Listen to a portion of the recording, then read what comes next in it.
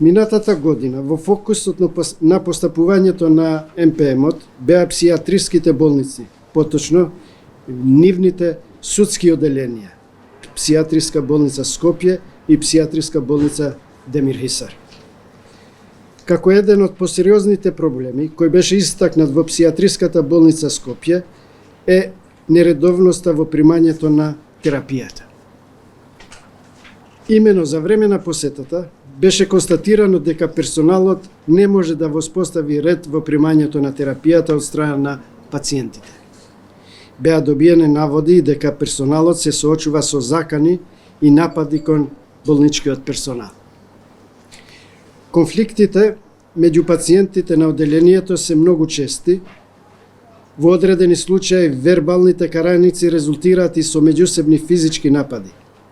Ситуацијата особено е алармантна во попладевните и вечерните часови, кога на оделението има присуство само на еден медицински техничар и еден болничар. Од судското оделение на псијатриската болница Скопје нотирани се и чести бегства во време трајање од неколку часа, но и до неколку месеци.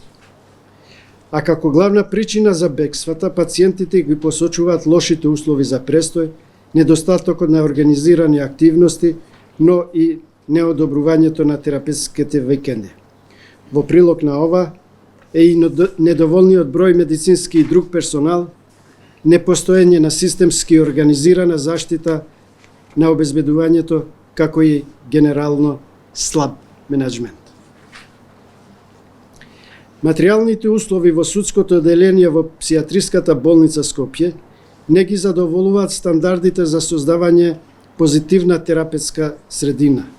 Затоа потребно е итно превземање мерки за целосно реновирање на објектот со цел подобрување на материјалните услови како за пациентите, така и за вработените во нив. Болницата нема можност да понуди широк диапазон на рехабилитативна и терапевтска активност. Затоа само мал дел од пациентите се вклучени во работна терапија, како шиење, перење или во креативни работилници. Сето погоре наведено упатува на крајно нефункционален систем на извршување на мерката безбедност, задолжително псијатриско лекување и чување во здравствена установа, што се извршува во судското оделение на псијатриската болница Скопје. Ваквата состојба непосредно го зголемува ризикот од злоупотреби, што би можело да значат тортура или друг вид сурово, нечовечко или понижувачко постапување или казнување. Слична состојба е затекната и во псијатриската болница Демир Хисар. Во делот на материјалните услови, општ заклучок е дека целиот објект не е редовно и доволно одржуван, поради што и се наоѓа во крајно лоша состојба. Хигиената не се одржува соодветно на ниво и не ги исполнува болничко-хигиенските барања. Ова упатува на потреба од превземање итни мерки за целосно реновирање на објектот Демир Хисар.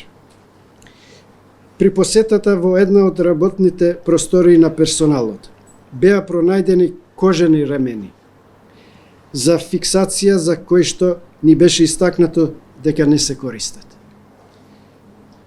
Беа пронајдени и метални синџири со катанче за заклучување на простории. Во друга пак просторија беше забележан и цврст кабел во должина од 1 метар, за што вработените нема одговор зашто е таму, ниту која му е намената.